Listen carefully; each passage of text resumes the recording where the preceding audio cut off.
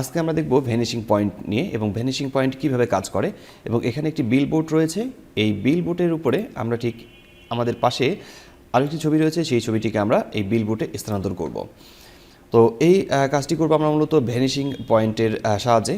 আপনারা যারা আমার চ্যানেলটি প্রথম দেখছেন অবশ্যই সাবস্ক্রাইব করে পাশে থাকা বেল আইকনটি ক্লিক করে রাখবেন। ভিডিওটি ভালো লাগলে লাইক করবেন, কমেন্ট করে জানাবেন আপনাদের পছন্দের ভিডিও পাওয়ার জন্য, এবং আপনাদের কোনো প্রশ্ন থাকলে অবশ্যই কমেন্ট করে জানাবেন। আমি প্রতিটি কমেন্ট রিপ্লাই করে থাকি।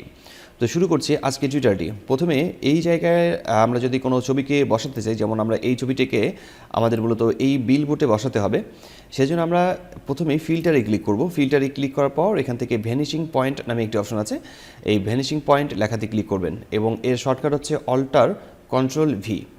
আমরা ভ্যানিশিং পয়েন্টে ক্লিক করছি। ক্লিক করার পর আমরা দেখতে পারবো আমাদের এখানে বিলবোর্ডটি দেখা যাচ্ছে এবং আমরা কোন এরিয়া পর্যন্ত আমাদের ছবিটিকে বসাতে চাই সেই জায়গাটা আমাদেরকে সিলেক্ট করে দিতে হবে। এবং আমরা এখানে ক্লিক করছি, আমরা এই হোয়াইট অংশটা এখানে ক্লিক করছি। ক্লিক করলে ওখানে দেখতে পারবেন যে একটি সুতা আটকে গেছে এবং যেখান থেকে সিলেক্ট করতে হবে সেটা ভালোভাবে বুঝতে পারছেন।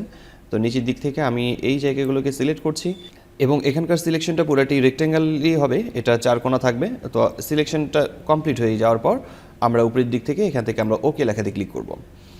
এরপর আমাদেরকে যে ছবিটি আমরা সিলেক্ট করেছিলাম, আমাদের যে ছবিটি দরকার সেটাকে আমরা সিলেক্ট করে কপি করে নিচ্ছি। এরপর আমরা আবারও আমাদের ওই বিলবোর্ডের ছবিটাতে চলে আসব। এরপর আমরা ফিল্টারে ক্লিক করব, তারপর ভ্যানিশিং পয়েন্টস আবার ক্লিক করে নেব। ভ্যানিশিং পয়েন্টে ক্লিক করে নেওয়ার পর আমরা কন্ট্রোল ভি প্রেস করে যে ছবিটিকে কপি করেছিলাম সেটাকে আমরা পেস্ট করে দেবো।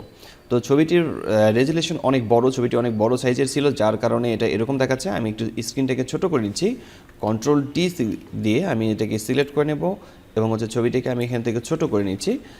এরপর যখন আপনারা ছবিটিকে এখানে নিয়ে আসবেন, আপনাদের ছবির সাইজ যদি ছোট থাকে তাহলে সেক্ষেত্রে এরকম আসবে।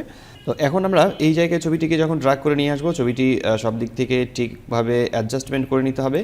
এরপর আপনারা এই জায়গায় যেগুলো এরিয়াগুলোকে ঠিক করে নেবেন, এরিয়াগুলোকে ঠিক করে নেওয়ার পর অ্যাডজাস্টমেন্ট ঠিক করে নেওয়ার পর আপনারা ওকে লেখাটি ক্লিক করলে দেখতে পারবেন যে আপনাদের এখানে ছবিটি বিলবোর্ডে যে ছবিটি রাখার কথা ছিল সেখানে অনায়াসেই ছবিটি চলে আসছে।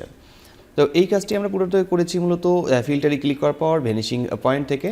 তো এই ছিল মোটামুটি ফটোশপের আজকের টিউটোরিয়ালটি। আমরা সামনের টিউটোরিয়ালটি আরও গুরুত্বপূর্ণ হতে চলেছে। তো আপনারা অবশ্যই সাবস্ক্রাইব করে পাশে থাকা বেল আইকনটি ক্লিক করে রাখবেন পরবর্তী ভিডিওর নোটিফিকেশনগুলো পাওয়ার জন্য। ফটোশপের টিউটোরিয়ালটি আজকে এখানেই শেষ করছি। দেখা হচ্ছে ফটোশপের নতুন কোনো টিউটোরিয়ালে। ততক্ষণ পর্যন্ত সবাই ভালো থাকবেন আর সুস্থ থাকবেন। ধন্যবাদ সবাইকে। আল্লাহ হাফেজ।